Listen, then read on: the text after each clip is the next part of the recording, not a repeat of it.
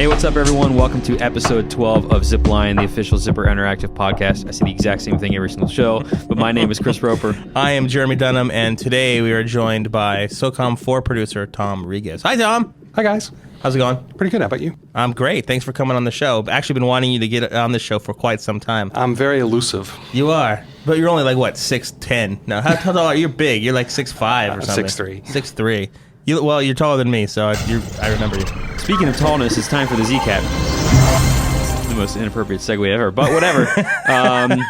I'll take this first one. It's a reminder that it's play Interdiction with Zipper today from 2 to 4 p.m. Pacific time. That's 5 to 7 Eastern, Chris. Yeah, so if you're hearing this early, depending on what time we get it posted, then please come on and join. If it's going on, hopefully you came on and played us. Chances are it's happening right now when they're listening. Exactly. You remember about 2 months ago, I guess, we had the Play Mag with Zipper. We played all kinds of different modes. Today we're playing Interdiction only, so anybody that has the DLC can get on there. We had last time, I don't know what the count's going to be now because we're recording this before we're playing, but last time it was 20 some odd 30 people. So we have a pretty good turnout. So yes, and we're referring to Zipper employees, not people playing the game. No. Yeah, there's a lot more than that. Zipper employees playing. But obviously this is going to be an ongoing thing. We'll do again in the future, and when SOCOM's out, we can start doing it that way also. I'm quite sure many people will be interested in doing that. Yeah, maybe so. Anyway, play with Zipper. Also, eagle-eyed folks who were playing late last night, early this morning. When they were playing, they might have noticed when they were playing Sabotage, it was a little bit different than normal. And by different, we mean that you might have noticed that you were playing on a map that might not necessarily correspond to the two PMCs that were on it. And the reason that is because we were actually doing a secretive test run on our upcoming faction-neutral Sabotage mode. So you might be on Sever playing against Valor, but you might have been on Raven's map. Exactly. Right. And in fact, those scenarios happened. And the thing to keep in mind about that is that the test worked. There wasn't any major problem. And so that's a plus. And number two is that also means that means we're approaching very quickly the point where we can release a more feature-complete version of that. So we don't have a specific date for you yet when you can expect it, but the test was successful, and expect to see faction-neutral Sabotage in the near future. Yep. Now, Tom, let's get into the discussion Q&A part of the show. The first question, I guess, let's get to you first. You are your title's producer here at Zipper. What is your day-to-day like at the show here, or at the studio here? At the show. At the show. Day-to-day for me is typically a lot of meetings. Sit in, listen to a lot of different things from a lot of different parts of the team. Try to make sure things stay focused, try to make sure people stay communicating with each other. It's a big team. Sometimes everybody has a different idea of what they're working on in the game, and I need to make sure that everybody's working on the right things in the game. So that's kind of my number one, make sure happens today type of thing. Tom also has a distinction of working on one of the weirdest games I ever played, Alter Echo. I did, actually. What did you do on that game specifically? I was the producer who actually started working on the project and did a lot of the focus on what the design would be early on in the early stages. I didn't actually finish it. I had left Outrage by that time. And then you moved on to what? What would you do after that? I went out to Microsoft, actually, and worked on some sports titles for them. Sweet. Getting into the listener questions, a lot already? You don't want to ask more about Tom's background? We can come back to that as we go through this thing if you want. Or do you have anything else you want to throw in there? Tom, you have anything else you want to... Random facts about yourself? Not really, to be honest with you. Tom, well, I have one. I want to know, what is your favorite SOCOM prior to SOCOM 4? A lot of people always ask, a lot of the SOCOM people, which game is your favorite, which game is yours?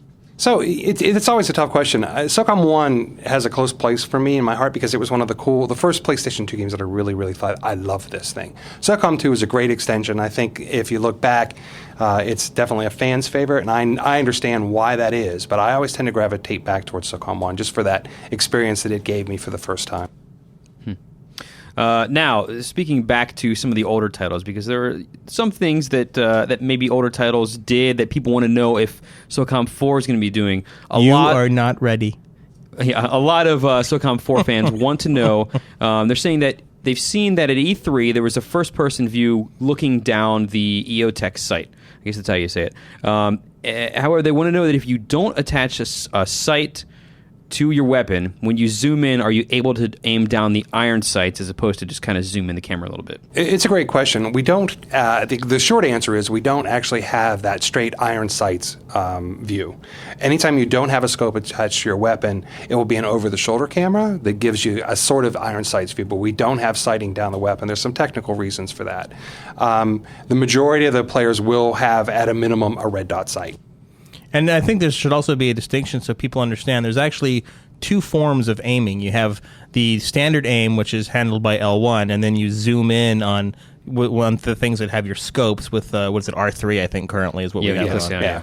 Yeah, so there's actually two different levels there of aiming accuracy. Speaking of, actually, there's no segue. I'm just going to ask this. Any ETA on when we can expect to see Clan Wars and Mag from Bones 1008? Tom, you don't work on that game. So, Chris, what's the answer? The current answer is before the end of summer. So if you're going to look on your calendar, figure out where summer ends. Before that happens, you're the master of when seasons change. Yes, that's true. Officially, summer ends this year on September 23rd.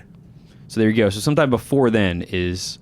Technically, it's the 21st. Whatever. Sure. 23rd, 21st. Sometime before the 20th of September. Before the end of September. How's that? Right, there you go. That's close. That's good enough. That is the current plan. Also, what makes me the master of knowing when seasons end? When did this I don't know. You've just always known when, April 17th is the start. I don't know. Just good Winter solstice. Good with dates is what you're saying. That's what I'm saying. Well, I appreciate that. There you go. Ask a question. Dr. McNoob wants to know, when can we expect to see SOCOM 4 showing off next? Good question. Our next showing will be at Comic-Con, which is next week. We'll have more details on that followed later next week. And it opens, I think, to the public on Thursday. The 22nd, I believe. Yeah, that's like an MVP or preview night or something the night before, but then it opens up for reels on Thursday through Sunday, I guess. Yeah, and this will be important because that'll be the first time anybody sees it when it's not at a exclusive trade show. Right. If you're in the area, you can go in and see it. Yeah, or if you've paid your tickets. If you haven't gone to Comic-Con, or if you haven't already gotten your tickets yet, you're pretty much no chance of going because they're sold out. Mm-hmm. But if you're already planning on going, or you know someone who might be able to get you in there, you get those connections, I think you got a good shot of playing the game, and it's fun, and you can tell us how much you love it.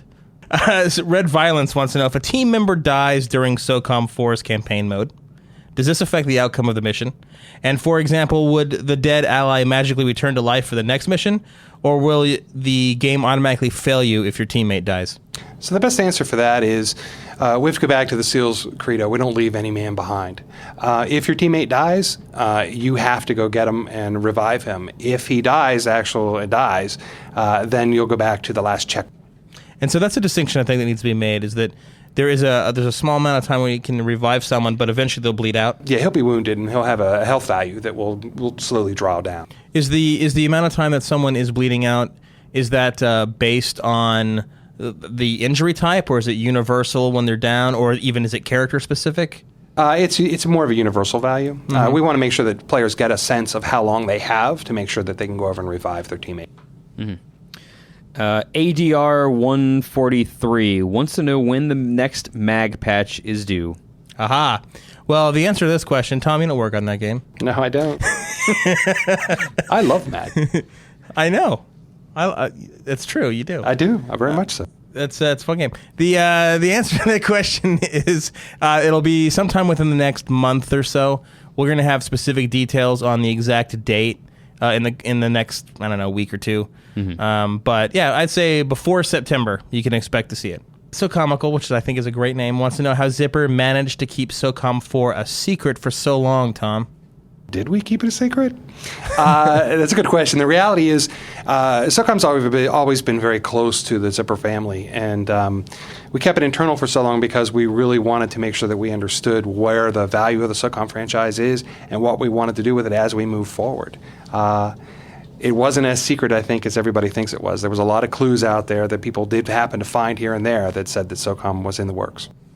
That's kind of what it's a weird thing of the industry as a whole, where any successful game is almost guaranteed a sequel, and yet it's always this, it's a surprise, we're making the 17th, and it happens all the time. But I think it was inevitable that 4 was going to come, but I think that the surprise was that it came so close, or that the announcement came and it was already in production when MAG was released. Yeah. I think that was the surprise part. And how long had we been, so people out there are clear, how long had we been working on SOCOM 4 before we announced it? About 3 years. So quite a long time. It was a smaller team. It was largely doing a lot of prototyping work and design work from the early stages. We did have a lot of stuff up and running fairly early, but we wanted to make sure that we had the gameplay solidified before we started putting the full team that we have now on the project. Yeah, I think one thing that the general gamer out there doesn't necessarily know right off the bat is that a lot of games are actually in pre-production for a long time. The idea floats around and they're fleshed out before they're finally, really fleshed out with the team, and then the actual production work starts. So a lot of games that you see that might have technically only been worked on for, a year and a half, 2 years, have actually been floating around the studio in some form or other for years before that. I think that sort of process was made not in the games field, but a little more famously recently with Avatar, because people were saying that Cameron was working on that movie for 10 years. And obviously all that was like fleshing out the story and coming up and waiting for technology to be right. And I think all of those things are in at least in some part true for how SOCOM 4 came out. Blue aliens in SOCOM 4? 10 feet tall aliens? No, not yet. Chris and I were actually talking about this the other day when we were going to lunch. We thought it would be maybe a cool twist that at the end of SOCOM 4, we just have a big monster. What do you think? Did you hear about that? Partner, is that a no? Is that not going to happen? Partner writes in, wants to know what suggestions E3 attendees made about SOCOM 4 that we plan on implementing or improving upon. Suggestions. We heard a lot at E3. I think the number one thing that people really wanted to know is more information about MP, which we had to say we weren't talking about. In terms of suggestions, I think the thing that came out the most was people really did not like the way that jump works in the game. So we're looking at how we change that. There's a big contention over whether we have jump at all. It's pretty important to the SOCOM 4 experience, so we will have jump. We just need to rework heights and distances and the animations for it a little bit. And the other thing I think that we mentioned before was cover. Was people, coming into the show, a lot of people about SOCOM 4 have said, I don't know about cover and all these things. But people that tried it out said, hey, this actually works out quite well, and it's smooth, and you can not use it if you want to, like we discussed before. And I think another thing that we've has already been working on since the show was the amount of magnetism, I guess you would say, towards an object. And to be clear, I talked about this on the forums as people were asking about some games will use an automatic cover system where if you walk up to a wall, you'll automatically go into cover. And that's not as snap to cover. Right, and that's not the case in SOCOM 4. You have to actually press a button to go into cover. And what we're referring to when we talk about that sort of thing is when you press the button, how close to the wall do you have to be to detect to turn it on? Do you have to be a foot? You have to be 3 feet, 10, whatever it is. But it always requires a button press. It does always require a button press. As for the magnetic distance between the player and cover, it's something that we're still working on tuning. I think the best answer to that is whatever feels comfortable for the most people. It certainly isn't something that we want to be able to pull you into cover from many feet away. If I had to come up with a number, it's probably 2 feet. Yeah. Somewhere in that area where you feel like you're next to cover anyway, like in a natural way. If you were going to take cover behind an object in this room, you would get about 2 feet away and then kind of lean into it. That's what we're shooting for in the game. I would also hide behind Chris so that he was shot first. And here's another little tiny tidbit of information that we got a question about on the board the other day is they want to know if you can just walk away from cover. Yes. And yes, you don't have to actually disengage from cover. You can just pull back on the stick or away from the cover on the stick, and you'll come back into normal mode.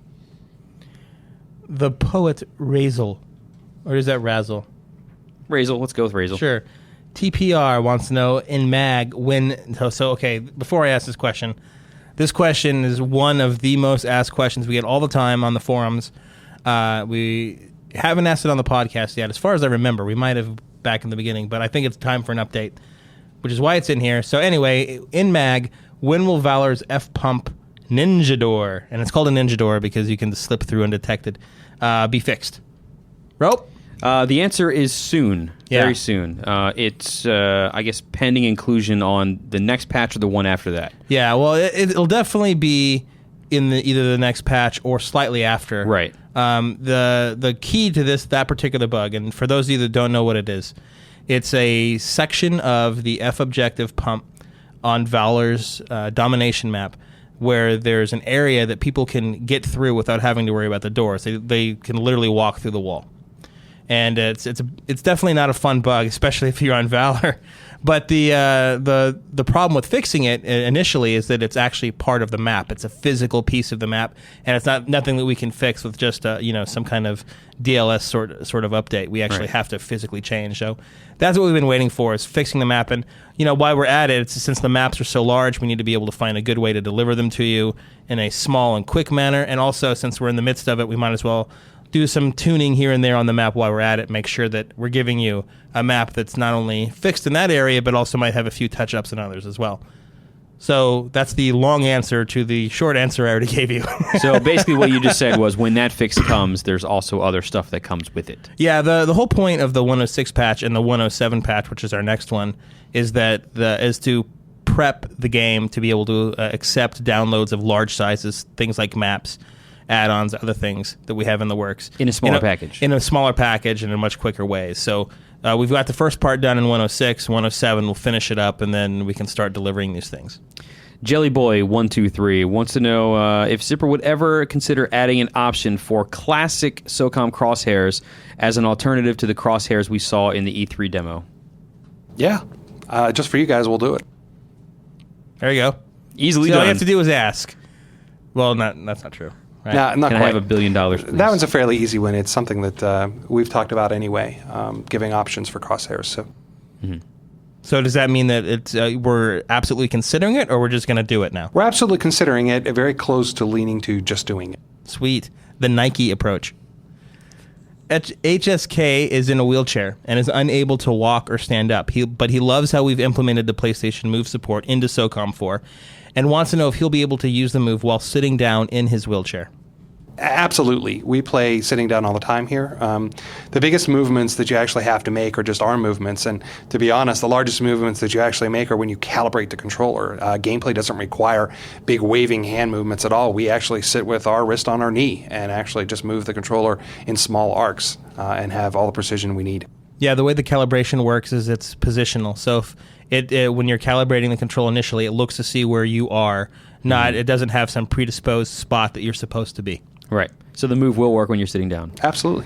Evil Wired says, last week we mentioned that gameplay speed would be increased a little bit in SOCOM 4. How would you say the speed compares to past SOCOM games? It's a difficult question to answer. There's a lot of other factors that go into actual speed. Everybody thinks of speed like how fast I'm running across the map, but it's more of a perception thing. I think in terms of perception, we may just be a little slower than what some of the classic games were, but the speed is actually about the same moving across the map. So what is it that creates the discrepancy in actual speed versus the perception of slower speed? It has a lot to do with camera angles. If you look at something with a very narrow camera angle. So widescreen versus standard. Exactly. Even. And it really can change. I mean, we've actually tested just by changing the camera angle, the game seems faster or slower, and we didn't change movement speed at all. Mm-hmm. Now, are you talking about idle speeds, or are you also referring to when you're in sprint mode? We're talking about every speed, from just crawling, walking, to absolute all-out sprint. IHOF12 wants to know when Mag's Clan Wars come out, if there's any possibility of making the groups larger. Chris, we were talking about this earlier. What's the answer? The answer is yeah. Sweet. David Too Crazy, do you want to expand on that at all? Or no, because the exact number I think we're still working out. But the whole idea behind the clan setup that we're working on is to allow for groups to get together easier and in bigger numbers. So yeah. I wouldn't worry about smaller groups there. There will be more. That's the answer for now. David Too Crazy wants to know what the percentage of the SOCOM 4 team is working on, be it single player versus multiplayer. The SOCOM 4 team is, the way it's broken up is, it's difficult to answer that question at any given day. A lot of the guys work on both. If I had to come up with values, I would say about a third of the teams work on multiplayer, a third of the teams working on single player, and a third of the team works on general systems across the board. But depending on what's really going on any given week, that changes. Yeah, So- components can move around, and then if you need someone, a couple guys to go from one to another, you can do that. Yeah, that's your power as a producer. Well, it's also important to have to make sure that the team has a broad understanding of everything that's going on in the game. So we'll move design guys from single player to multiplayer. We'll move art guys back and forth, just so that they have a better understanding of how anything they're generating might affect something that's being worked on for multiplayer or single player. It also helps to give a fresh perspective on things, and also, I mean, knowing from past experience, if you work on something day in, day out for a lot, you want something new, fresh for a little bit. So just having that change, I think, probably helps also. Yeah, and I think that getting people where they want to work is important too, so that people can actually bring a passion to the game that they have. Yeah. DJ Howley, whose real name is Shane Bell, of the Urgent Fury guys. We saw them quite a few times at E3. Big supporters of the game, big fans of the game. We appreciate it. Asks, during your interview with us, being Urgent Fury, Tom, at E3, you talked about how much serious feedback from the SOCOM 4 community makes a difference. Can you expand on that process by which you guys gather community intel and how you decide what could improve or hinder the game's development? So we get intel all over the place. I mean, the forums are one of the largest places we get it. We also do focus groups and bring usability contestants in. I call them contestants. They're really just people. But they come in and actually play the game for us, and we get a lot of information from them that way. It always helps. The challenge is when you get feedback from the community is addressing it in a way that fits into the design that you currently have for the game and actually is the right thing for that design.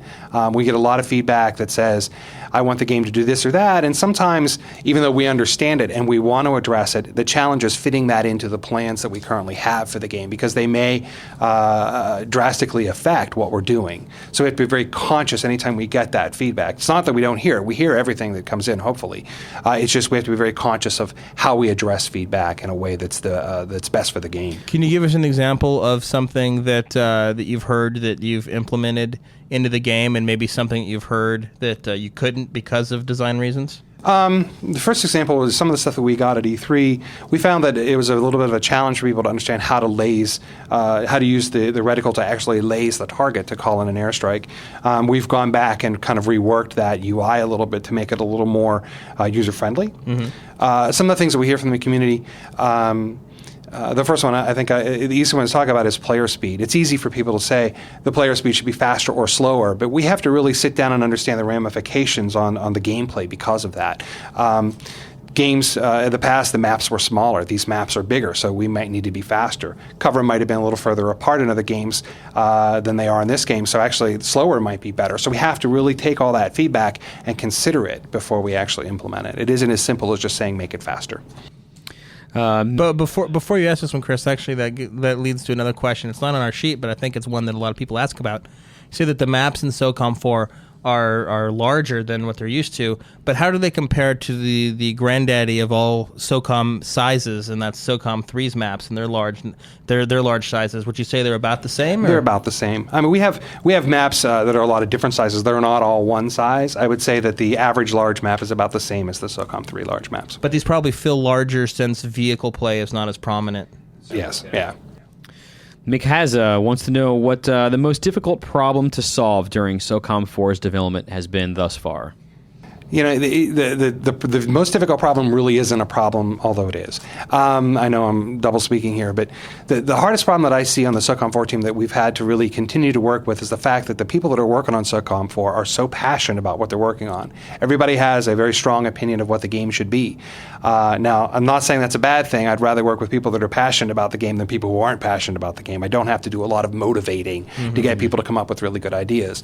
What that does bring to the table, though, is people have a lot of good ideas that may not go well together.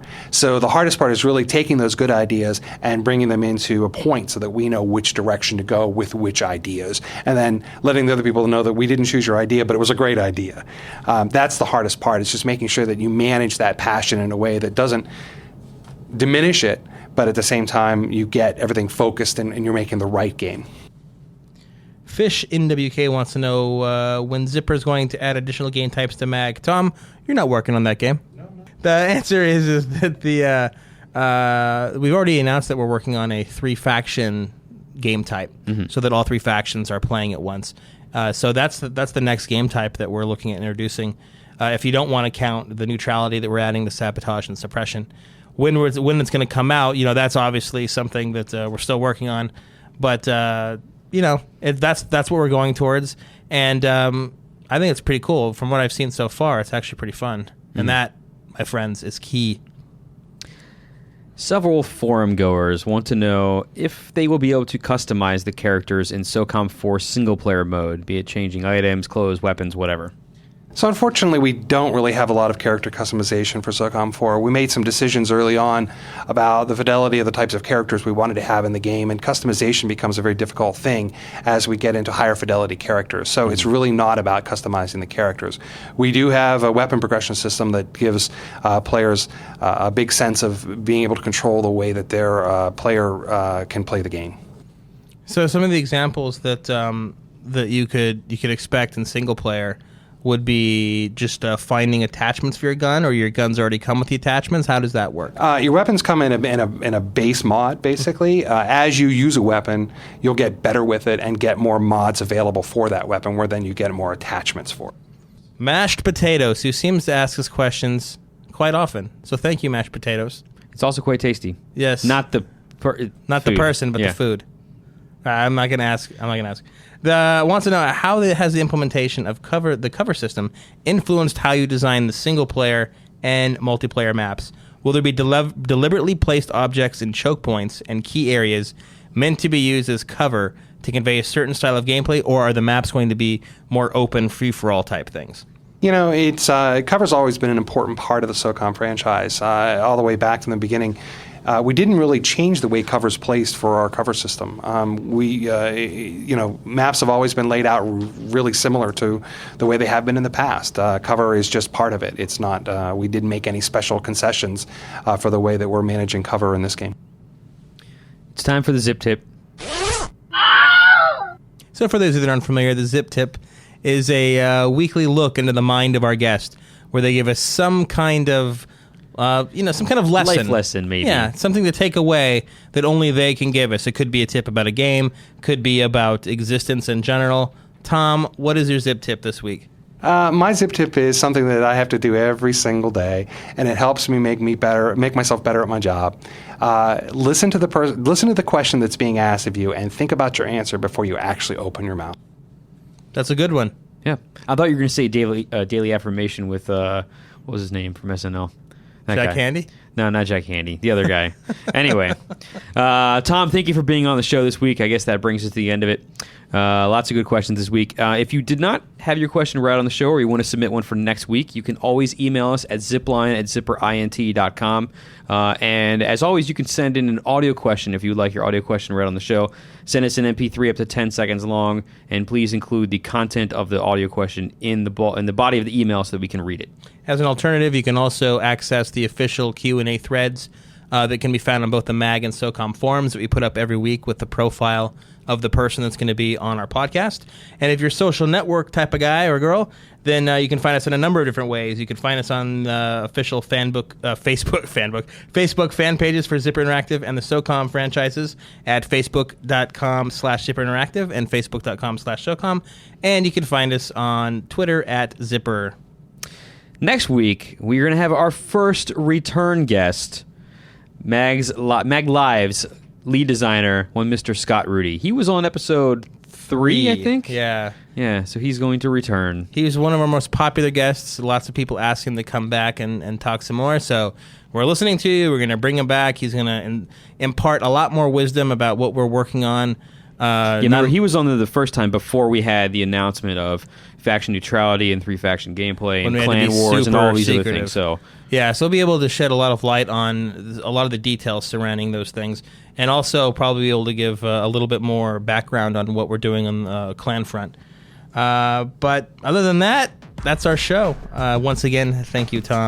guys. Thank you, Chris. And thank you for wearing that shirt. And that ends our transmission for this week. Until next time, we're clear.